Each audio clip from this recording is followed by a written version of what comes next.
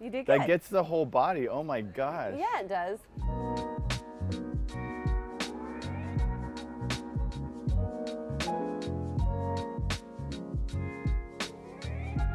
Cameron Kicklighter here with HGTV, and today I'm joined by the lovely Jamie Hagel. Thank you so much for being here. This video is very much a continuation of my workout video that I did a few months ago. So today we're gonna do some yoga stuff. Yes, we are. We both know how much riding and traveling to horse shows and everything just completely like wreck your body. And so we've been talking a little bit, but yeah, I mean, I know that you have a pretty intense workout kind of yoga routine. So tell me a little bit about how that kind of translates into what you do with horses. Well, being an adult amateur rider, I don't have the time to get to the barn like I'd like to 2-3 days a week. You know, it's one of those things you don't get to practice and work those muscles like you'd like to. So for me, integrating yoga, Pilates, and my other workouts is super important. I think for me, something that yoga showed me kind of towards riding was that, and some people may identify with this, is I used to hold my breath when I rode. And I think yoga, you know, you enter these poses, and a lot of times riding, you're holding a specific posture, you're doing one specific movement, and I think it's easy to kind of forget that element of you still have to relax and breathe. Right. And so yoga for me was that outlet of learning how to target certain muscles but breathe through it. Exactly. And it helped me tremendously with writing. So I'm excited that we're doing this, and also because I know, again, like, you know, people come to these horse shows, they're riding a lot, they're getting a lot of lessons, and you're sore, you know, you've been traveling, your back may hurt, and so I think there's also just the application of taking care of yourself so that you can get through a 10-day horse show and not feel like you've been destroyed by the end of it. Definitely. So I think self-care is super important when your hours of sleep are just totally off track. And when you are able to get sleep, guess what? You did it wrong, and you wake up and your neck hurts. You're in a different bed than you normally are. Flying and just, you know, people don't think about the small things. Wearing boots all day, every day. Your lumbar spine, everything just tightens, and by the end of a show, it's pretty uncomfortable. So if we can just take a few minutes out of our day in the morning or after we ride or at night to kind of take care of ourselves, it'll help us in the long run. And you know, maybe yoga is not everyone's passion, but why not try it so that it helps the longevity of what our passions are. We can, you know, if we take care of ourselves, then we can do what we truly care about longer. Yep. And I think something, and we'll kind of get to this within the video, is that this stuff, it's not like you have to do a full-on yoga class or routine. You can literally take 1 or 2 movements that target a certain area and do that. Absolutely. So why don't we get into it? So beforehand, we did have a moment to chat and just kind of talk about some common things that equine people might experience throughout their bodies. So we have a few movements planned. I'm definitely already sore at this point. Yeah. So I'm excited to get through it. I might struggle, but you know what? We're gonna do it. We're gonna do it. Okay. So where do you think we should start? How do you want to start? Let's start in downward dog. Okay. I think people are familiar with downward dog, and it's such a great pose because it targets almost every muscle. It's great for strengthening and for flexibility. My legs and my butt and my back are already burning. Okay, and you might not be able to see it from that camera, but we have these amazing yoga mats, by the way, Aftershock and Destination Victory. So cool. You're beautiful stallions, so yeah. I love these. Thank you. Okay, so we're gonna do downward dog. Anything to keep in mind before we get into this pose? You know, downward dog does not have to be a position that you feel like you're torturing yourself. Right. I think a lot of people are, well, I can't do that. My hamstrings are too tight. Right. Well, try it with bent knees. Right. Try it with your heels lifted. You don't have to feel the burn or feel like any sort of intense sensation. Right, right. So it can start off gradual. So with downward dog, you're hitting almost every muscle group, whether it's strengthening or stretching. So we're going to place our hands down. And what I like about this is when we're riding and we have our reins in our hands, our wrists are inward. So here we're in opposition with our wrists, and really think about pressing down it firmly and equally into all 10 fingers. And on our exhale, we're going to lift our hips up and reach our heels down. Again, your heels do not have to touch the mat. Okay. So take a nice big inhale, and on your exhale, lift your hips. Oh, Nelly. So I'm going to kind of talk through this just a little bit. So what we're striving to work here is a stretch through the hamstrings, I feel that. through the calves. Yep. The goal would be to let the heels come down to the mat. Not everyone's going to get there, and that's okay. She's like, that's the goal. You're far from it right now. So from here, I want you to think about your thoracic spine. Okay, so we're trying to flatten this and reach. So you're going to lift your pelvic floor. So lift your sit bones for the ceiling. Yep. I don't know if I'm doing You're that, doing but- good. And now you're gonna pull your belly button into your spine. So this is working everything. It's working your core, your shoulder girdle, your traps, your biceps, your hands, your wrist. How does it feel? Great. Okay. So, and we have to remember our inhales and exhales. Oh yeah, I definitely was not breathing properly. Cool. It's been a while since I've done like an actual coordinated downward dog. You did good. That gets the whole body. Oh my gosh. Yeah, it does. All right. Okay. Good job on that. Ooh. Good job. What do we have next? Let's work. I just mentioned being tight in the hip flexors. Okay. So Malasana. This is, do it. yeah, so it's a deep squat. This okay. I can do. What we're gonna do is we're gonna have our feet just a little bit wider than hip distance. And you're gonna, how about hands, yep, at heart center, and then drop down. So you're gonna drop your pelvis down to the mat, right there. And then you're gonna press your elbows, yep, into your knees. Okay, so you're gonna let your hips drop. You're gonna wince in pain. Yep, chest stays lifted. Okay, so what I think is important here is you're getting a great hip stretch, but you're also working your pelvic floor. Because you're probably unaware, but you're lifting your pelvis right now. I'm very aware. You're using those muscles, so it gets circulation going to your pelvic floor, regulates sexual activity, which I mean that's another. Hello. That's another class, but things that yoga does that we just don't even think about. And you are working on your ankle strength right now. Yes. Right? Okay, so take a nice big inhale, exhale, lift yourself up, use your pelvic floor, good job. So when you use your pelvic floor to lift you and your posture comes upright and you feel lighter. So just like in the saddle when we're posting, the more we can use our pelvic floor and our core symmetrically all the way around, we're lighter in the saddle. Okay, now let's move on to Camel Pose. Perfect. Okay, so Camel Pose, what I like about this for equestrians is it works your ankles in opposition to what they're used to. Ankles are always in flexion. I feel like we said, like people always forget about taking care of your ankles. Right. So Camel Pose works the ankles, stretches those really nicely. Hip flexors, it's a deep stretch for your hip flexors. It opens up the abdominals, it helps digestion, and the chest cavity. Because when we're in a forward hunched motion, which, I mean, let's face it, we are a lot of times. Over time, it's hard to really breathe, take those deep breaths that we need. So Camel Pose opens us up in so many areas of the front body. Okay, so we're gonna kneel down, knees under our hips. Okay. This is a really easy position to go into extension in our lower back. Pull the hips underneath the shoulders so you're nice and tall and lifted.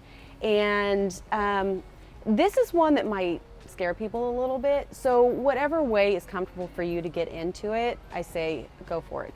If that's starting with your hips down and then just one hand on the heel and really lifting up. So press your hips, your pelvic, yep, your pelvis forward, reach up, yep.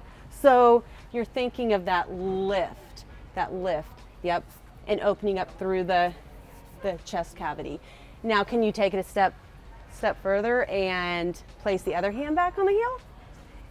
Oh, like hold it with both? Right. So we take a nice big inhale into extension and then reach back and lift. I mean, I'll try, but I'm not like a level 7 wizard, so I don't know. Okay.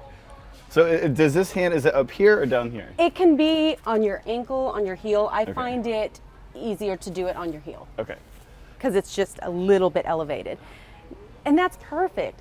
You can stay right there. So what we can do is just come down and up. So you take your yeah. So, okay, so on our inhale, we're gonna reach our pelvis forward, lift, and reach, and then just come down and switch. So that's all it has to be. And it does not have to be a huge extension, because even a little bit is gonna put us more open in the front side of the body than we're used to. Okay. So take a couple inhales and lift the hips and reach, open up the heart, and bring the seat down and switch. Nice. How does that feel? Oh, it feels great. Okay, so did you feel it in your ankles? Did you feel a nice stretch? I did. I do this a lot to kind of get this, but I don't really come up and out, so it just kind of shifts your weight a little differently. Yep. But Good job. Good job. Okay, so we did Malasana, a deep squat. We're gonna do Skandasana, which is a half squat. half squat. Okay, what I like about this is it's a good inner thigh groin stretch, but when you come up, oh, see, I got to pop. So when you lift yourself up, you are using the entire leg to lift you. So you're using the glute, the hamstring, the quad, the inner thigh, because a lot of times when we ride, we have really strong, tight inner thighs. That's what I have right now from a workout that I did. Right, but our outer legs this feels fine. are neglected. Yeah. So we lose that strength and stability in our outer hips, our outer legs, because we're always adducting. We're always squeezing in. So we don't want to forget the outer legs, because that gives us stability and strength to keep our knees safe, our lower back. So in Skandasana, when we squat down into it, and if you want, you can take a nice big inhale here. I don't want to. And then we're going to use our pelvic floor, our inner thighs, outer thighs, booty. Nice big exhale to lift us into the other side. Okay, so again here we've got hamstring, inner thigh, groin, but on the up, we're using that leg to lift us. Whew. How does that feel? Good. Good. Good job. So you're going to use your exhale on the exertion to lift you. Yep. Good job. And really think about your pelvic floor as you come up. Yep. Again, that's our foundation. That's our kind of our elevator. Good job. Yeah. Okay. Oh, one thing we need to talk about, IT bands. IT bands. So I feel like a lot of times men, especially, all of us, but especially get really tight in their IT bands. Okay, just for people to know, like, where does your IT band Your run? iliotibial, it connects all the way from your glute, so way up here down to your knee. So a lot of times it's runner's knee, cyclists, equestrians, Right. Just most athletes are going to have tight IT bands. So we want to keep that stretched out, because a lot of times they think an injury is something that it is not, when actually we just really have really tight. I know IT bands. myself, I roll this quite a bit with a roller. Rolling's great. It can hurt a little bit. Oh my gosh, it's so painful. But usually when it hurts, it's because we need to be doing But it. I do notice, like, I'll go to like do a squat or something, a movement, I'm like, ooh, and I'll roll it out, and Right. it feels 100 times better once I'm done. So if you're traveling, if you're at a horse show and you cannot bring your big roller, a tennis ball, you can lay down and just roll it out, just up and down. Yeah, you want to try? No. This is gonna hurt so It bad. hurts. It does hurt. And the point is not to torture Ooh. yourself. You can take it slow. Yeah, and you can adjust how much weight Yes, you put into definitely, it. And I've definitely. always, like, when I find a sticky spot, I'll just kind of like pause there Yep. for a second. And deep breaths. Take a couple deep Yeah. breaths. Think about sunshine and rainbows and happier times. Exactly. Because Oh, it's not yeah. comfortable. It's like it burns, hurts so good. Good job. All right, Okay, so IT bands are important. let's do IT bands. So there's a couple things we can do here. Pigeon pose, which I think a lot of people have a hard time getting into. Mm-hmm. I'm going to demonstrate that for you and then give a modification. Perfect. Okay, so I like to get into pigeon pose through a downward dog. So here we are. Let's lift the leg into our three-legged dog. Reach, reach, reach. Pull the knee forward to the chest. Lay the leg down and then sit back into it. Now, when we're in our pigeon pose, really try to sink those hips. Mm-hmm. Okay, so I think that's what a lot of people ends up happening is they're kind of up Right. and tilted. Right, and so we want to be like, think of your hips as headlights. You're trying to shine them both forward. So you that's a can good way to stay here, you can lay down. Again, I think this is a little intimidating for some people. Yeah. So a modification would be lizard. Okay. Okay, so you've got this leg on the outside of your hand. If you want to take it further, you can go down and do a twist. So I'm feeling the stretch, well, I'm feeling it in my left hip flexor, Yeah. but through the right side of my leg. And you can twist. There's so many different variations. And yeah, I mean, if it's hard to get into, you can kind of stay up Right. here. You can come down. You can, like you said, oh, there we go. Yep, good job. Whew. Another easy IT band stretch for people that are like, I cannot get into that position. Just cross your legs, take a nice big inhale, lift through the crown of the head, and as you exhale, bring your hands down to the mat, and you will feel that all the way through the right side of your leg. Mm-hmm. Okay, so that's a much simpler, do it wherever you are. Great stretch. Good job. Got to get both sides. Oh my goodness. Okay, so we're gonna finish up with one more move, cat-cow. Yes. This is a fun one. So yeah, talk to me about it. I like starting and finishing with cat-cow. It's great for the spine. It's very similar to bridging in that you really want to isolate through the lower, through the upper, because anyone can just throw their hips up and down, but once you really isolate it, you're going to feel a different sensation. So how about get on all fours? Okay, so when you start here, you're in a nice neutral spine. What we really want to pay attention to is that your head is not dropped, because so many times we're face forward here. Oh, so if you're here, bring it up. Yeah, really think of it as one line, one chain from top of your head through your tailbone. So you're lengthening, you're trying to be as long as you possibly can. Okay, so take an inhale. On your exhale, we're gonna tip the tailbone down to the floor, and you're gonna slowly roll up the back. Yep. One vertebra at a time. Let the chin come to the chest and the head drop. Okay, so do you feel that stretch? Okay, nice, and really pull that tailbone for the chin, because you want the stretch here too. Reach, reach, reach. Now you're gonna, you're gonna lift your pelvis, your hip bones, and gradually work through that extension and let the chest drop, the shoulders open, and a nice big inhale. Good job. Now exhale, pull the tailbone down. Yep. Press into my hand all the way down, reach that tailbone for the chin, and then again, release it. Nice big inhale, opens you up.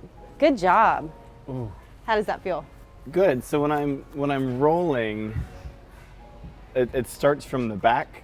As like I transition from when I'm starting from the back and keep rolling it forward, I guess. Right, Okay. right. Yep, exactly. Whew.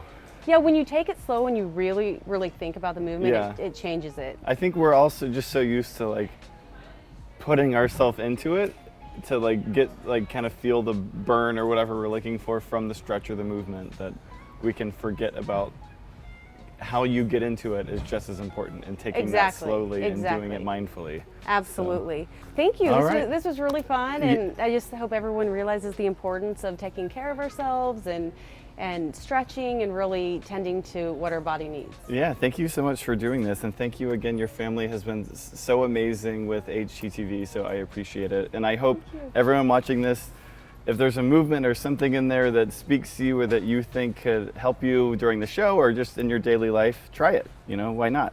So thank you so much. Namaste. Namaste. We'll see you next time. Okay, bye-bye.